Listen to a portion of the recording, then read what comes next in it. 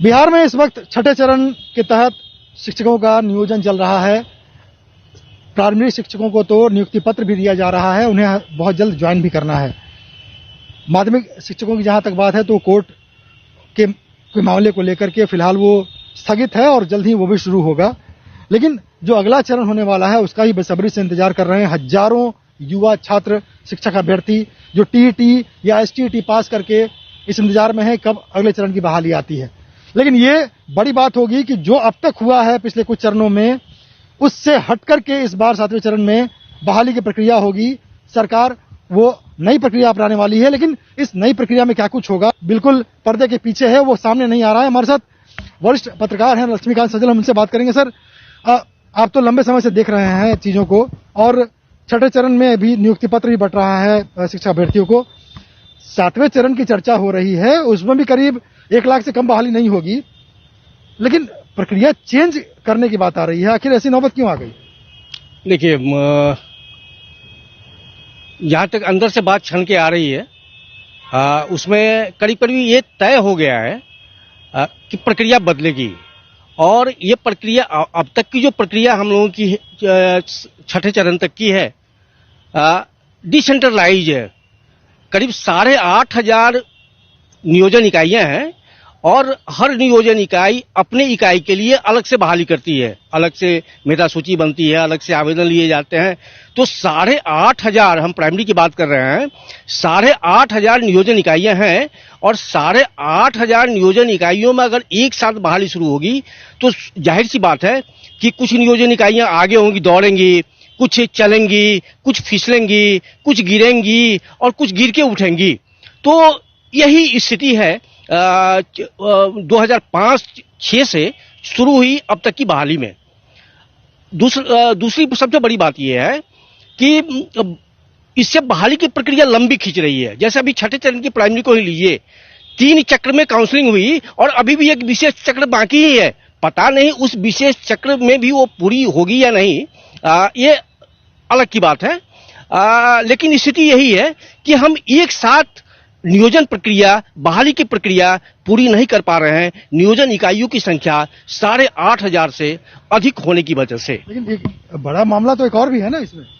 सबसे बड़ा मामला ये है कि एक तो प्रक्रिया लंबी हो गई, दूसरा कि संपूर्ण नियोजन प्रक्रिया पर उंगली भी उठती रही है। उंगली उठने का मतलब ये है कि अभी जैसे आपको पता ही है कि सारे शिक्षकों के सर्टिफिकेट्स की जांच चल रही है और जांच की लंबी प्रक्रिया पता नहीं कब पूरी होगी या ना होगी। तो शिक्षक आरोपों में गिरते रहे और शिक्षक नहीं कहेंगे, वो शिक्षकों को बहाल करने वाले जो नियोजन इकाइयां हैं, उन नियोजन इकाइयां आरोपों में गिरती रही हैं और बदनामी शिक्षकों की हो रही है। सरकार की बदनामी हो रही है। सरकार तो सारा पैसा देती है। बिल्कुल। तो इसी सब को लेके राष्ट्रीय या राज्य स्तर पर जो फजीहत हुई है, उस फजीहत से निकलने की तैयारी है। और करीब इतना तय है कि बहाली अब सेंट्रलाइज होगी। ऐसा नहीं होगा कि एक आपको अब 8,500 नियोजन इकाइयों में आवेदन देने होंगे, अब एक ही आवेदन पढ़ने होंगे सेंट्रलाइज तरीके से। ऑनलाइन होगा सब और ऑनलाइन होगा। और लेकिन उसका पैटर्न क्या होगा, पैटर्न पर अलग अलग अभी मंथन चल रहा है। तो पैटर्न साफ नहीं है, लेकिन इतना साफ है कि बहाली सेंट्रलाइज होगी। ये चर्चा है कि बजट सत्र में मुख्यमंत्री खुद अनाउंस कर सकते हैं। चूंकि शिक्षा जो है, हमारी शिक्षा व्यवस्था जो है, वो हमारी शिक्षा व्यवस्था मुख्यमंत्री की दिलचस्पी में है और मुख्यमंत्री इसमें खुद दिलचस्पी लेते हैं, खुद मॉनिटर करते हैं। और पूरी की पूरी अब तक की जो शिक्षा व्यवस्था हमारी है, चाहे पोशाक हो, साइकिल हो या जितने भी तरह की योजनाएं हैं, वो सीधे सीएम लेवल की योजनाएं हैं। तो जाहिर सी बात है कि सारी योजनाएं, ये बहाली की प्रक्रिया जो बदलेगी उस पर अंतिम निर्णय मुख्यमंत्री का ही होगा और मुख्यमंत्री की सहमति के अनुसार ही बहाली की पूरी नई प्रक्रिया तय होगी। तो यही है। एक तकनीकी बात जो आपसे जानना चाहेंगे, क्योंकि आप लंबे समय से इसको देखते रहे, एजुकेशन को भी, और जुड़े रहे हैं इससे। जो कर्मचारी चयन आयोग है या फिर बिहार लोक सेवा आयोग है, उनसे बहाली करवाने की बात हो रही है, या फिर एक अलग ये भी चर्चा है कि एक कोई कमेटी बन सकती है वरीय अधिकारियों की सचिवालय स्तर पर, और वो कमेटी के गाइडलाइन के अंदर ही ये सेंट्रलाइज तरीके से बहाली होगी अगली? दोनों संभावनाएं हैं। दोनों संभावनाएं इस मायने में है कि बिहार लोक सेवा आयोग को छोड़ दें। बिहार लोक हालांकि आपको याद होगा कि 2003 में 2005 में बड़ी बहालियां हुई थी बिहार लोक सेवा आयोग से प्रारंभिक शिक्षकों की, और अच्छे अच्छे शिक्षक आए थे, छन के आए थे, और उन शिक्षकों पे वो विधायक थे। तो बिहार लोक सेवा आयोग पहले भी प्राइमरी टीचर की बहाली कर चुका है, और कर्मचारी चयन आयोग से भी बहाली हो चुकी है प्राइमरी टीचर्स की। अभी आपको याद होगा 36,440 की बहाली जो हुई वो कर्मचारी चयन आयोग से हुई। तो ये सरकार पर निर्भर करेगा कि वह किस आयोग से बहाली करवाए, किस आयोग से अनुशंसा प्राप्त करे। लेकिन अगर इस प्रक्रिया में चलेंगे तो एक तो संभावना ये है, वो कर्मचारी चयन आयोग की सरकार चाहे तो सेवा ले सकता है, सरकार चाहे तो अवर चयन परिषद की भी सेवा ले सकती है। लेकिन लग रहा है कि इससे अलग हटके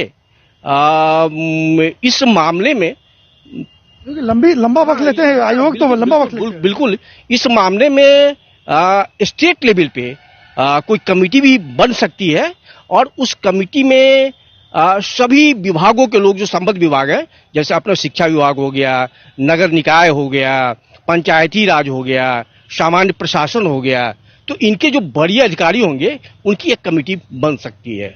ये बड़ी बात आपने बताई। लेकिन क्या ये भी एक संभावना है कि जो शिक्षक टीईटी पास कर रहे हैं, एसटीटी पास कर रहे हैं, टीचर ट्रेनिंग का सर्टिफिकेट लेके आ रहे हैं, क्या उन्हें कोई अगली परीक्षा भी देनी पड़ सकती है? नहीं, देखिए एक चीज तो तय है कि आवेदन वही करेंगे, शिक्षक बनने के योग्य वही होंगे जो टीईटी एसटीटी पास होंगे, और बहाली के लिए सिर्फ आवेदन का पैटर्न बन रहा है और चयन की प्रक्रिया का पैटर्न बदल रहा है। चयन की प्रक्रिया सेंट्रलाइज होगी, डिसेंट्रलाइज नहीं होगी। आवेदन सेंट्रलाइज लिए जाएंगे, डिसेंट्रलाइज नहीं लिए जाएंगे। इसलिए अब तक मतलब वैसा कुछ नहीं है कि टीटी और एसटीटी के अलावे भी शिक्षक बनने के लिए कोई परीक्षा देनी पड़ेगी। तो देखिए ये बड़ी बात बताई है वरिष्ठ पत्रकार लक्ष्मीकांत सजल जी ने, और ये स्पष्ट है कहीं न कहीं, हालांकि जो भी चर्चा इस वक्त है वो सिर्फ चर्चा है, लेकिन इस बात की संभावना ज्यादा है कि शिक्षा विभाग की तरफ से या सरकार की तरफ से एक विशेष कमेटी बनाई जाए शिक्षकों की नियुक्ति के लिए, क्योंकि तमाम जो आयोग हैं वो पहले नियुक्ति करते जरूर रहे हैं, लेकिन उनमें अच्छा खासा समय लग जाता है, उनके पास पहले से और भी काम हैं नियुक्तियों के। तो अब ये शिक्षकों की बहाली के लिए सरकार एक अलग से कमेटी बना सकती है, और एक बड़ी बात यह भी कि कोई अलग से परीक्षा आपको नहीं देनी पड़ेगी, लेकिन सेंट्रलाइज एप्लीकेशन देने से अभ्यर्थियों को भाग दौड़ नहीं करनी पड़ेगी कि 8,500 नियोजन इकाइयों में दौड़ रहे हैं आवेदन के लिए, और ये गारंटी नहीं है कि उनका नाम मेरिट लिस्ट में होगा या नहीं। सेंट्रलाइज एप्लीकेशन ऑनलाइन होगा, दौड़ भाग नहीं करनी पड़ेगी, कोई एग्जाम नहीं देना पड़ेगा, और फेयर तरीके से, क्योंकि सरकार पैसे खर्च करती है और कहीं न कहीं इस बात की फजीयत झेलनी पड़ती है कि तमाम कोशिशों के बावजूद फर्जीवाड़े का आरोप लगता है। इन तमाम चीजों से बचने के लिए सरकार फजीयत से बचने के लिए अब 7वें चरण से नए तरीके से, सेंट्रलाइज तरीके से बहाली की कोशिश में है। और बड़ी बात ये कि खुद मुख्यमंत्री इसकी घोषणा कर सकते हैं बहुत जल्द, क्योंकि मुख्यमंत्री के दिमाग की ही उपज है जो साइकिल योजना है, पोशाक योजना है, या छात्रवृत्ति योजना जो बिहार में चल रही है बिहार सरकारी स्कूलों में। तो इसे लेकर के इस बात की भी संभावना है कि सेंट्रलाइज एप्लीकेशन के लिए जो है या नई प्रक्रिया क्या होगी शिक्षकों की बहाली में के लिए 7वें चरण से, उसकी घोषणा खुद मुख्यमंत्री करें। माध्यमिक शिक्षकों के लिए भी कुछ अलग से कैडर बनाने की या कुछ और अलग तरीके की बात हो सकती है।